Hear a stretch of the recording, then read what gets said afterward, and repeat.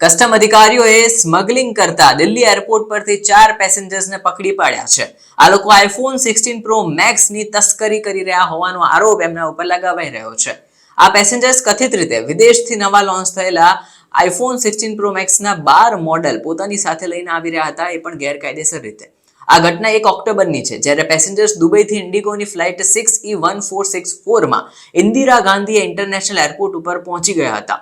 તમને જણાવી દઈએ કે એપલે ગત મહિને પોતાનો નવો સ્માર્ટફોન આઈફોન 16 એના તમામ વેરિયન્ટ લોન્ચ કરી દીધા છે. તેવામાં આઈફોન 16 પ્રો મેક્સ ને દુનિયાભરમાં લોકો સારો એવો પ્રતિસાદ આપી રહ્યા છે. ક્યારેક એના જે બેઝ મોડેલ છે તેની વેચાણ નથી થઈ રહ્યું, પણ આ પ્રો મેક્સ મોડેલ હજી પણ લોકો પસંદ કરી રહ્યા છે.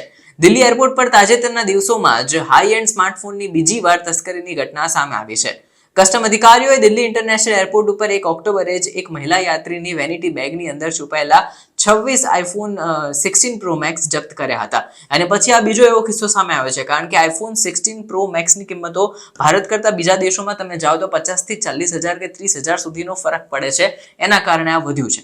હવે કેવી રીતે ચોરી કર્યા હતા હોંગકોંગ વાળી મહિલાએ? તો કસ્ટમ વિભાગના જણાવ્યા પ્રમાણે હોંગકોંગથી દિલ્હી આવી રહેલી મહિલા યાત્રીના કિસ્સામાં તેને જબરી યુક્તિ વાપરી હતી. મહિલાની તપાસ કરી ત્યારે સામે આવ્યું કે એની પાસે 26 આઈફોન 16 પ્રો મેક્સ મોડેલ હતા. આ તમામની કિંમત ભારત કરતા વિદેશમાં એકંદરે સસ્તી છે.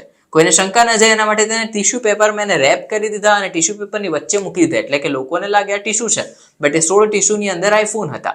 જોકે બાદમાં ઇન્ટેલિજન્સ યુનિટે તરત જ તેને પકડી પાડી અને અહીંયા ટીશ્યુ પેપર અનરેપ કર્યું તો સામે આઈફોન 16 ના એક પછી એક 26 મોડેલો બહાર આવી ગયા. હવે ભારતમાં આઈફોન 16 પ્રો મેક્સની કિંમતોની વાત કરીએ તો 256 GB વેરિયન્ટની કિંમત ₹1,44,900 સુધીની છે. આ દરમિયાન હોંગકોંગમાં જ આ વેરિયન્ટની કિંમત ₹1,09,000 આસપાસ છે. એટલે કે તમે જોઈ શકો છો કે કેટલો મોટો તફાવત પ્રાઇસિંગમાં છે.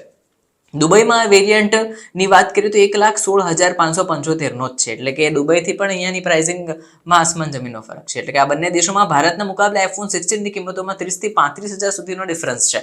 આટલા માટે બધા રૂપિયા ઓછા છે, જેથી કરીને સ્માર્ટફોનની તસ્કરી કરવામાં આવી રહી છે. હવે જે આરોપીઓની ધરપકડ થઈ છે તેમની સામે કાયદેસરની કાર્યવાહી કરવામાં આવશે અને કસ્ટમ અધિકારીઓએ કહ્યું છે કે આ સ્મગલિંગ રેકેટમાં સામેલ કોઈ પણ નેટવર્ક હશે તો અમે એને પકડી પાડીશું અને એનો ભાંડો ફોડીને પર્દાફાશ કરી દઈશું.